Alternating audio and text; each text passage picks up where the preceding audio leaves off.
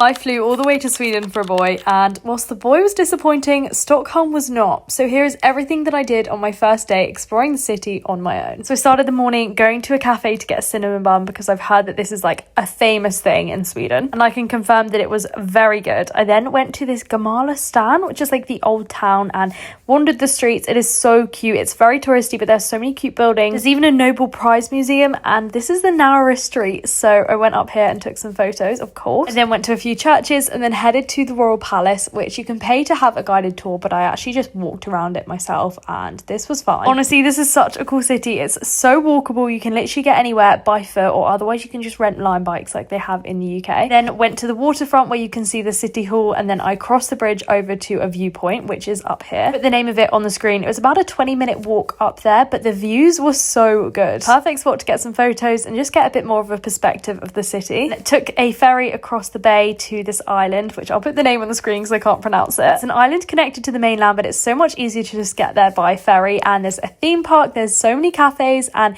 it is so cute. I literally spent the rest of the day here. I went to this gorgeous restaurant for lunch and obviously had to have Swedish meatballs, and then I wandered around. I had to walk the entirety of the island, and then I got about halfway and realized it's actually so much further than I thought, and it was going to take me about 3 hours. So instead I found a Lime bike and decided to cycle the rest of the route. This was gorgeous. It was one of my highlights of the trip. It's just so peaceful and you're surrounded by nature even though you're so close to the city. Absolutely insane. So it was so fun just cycling around and admiring them. And I headed to Brandy Melville and did a bit of shopping, and then went to this rooftop bar for a drink, and that was my day one in Stockholm.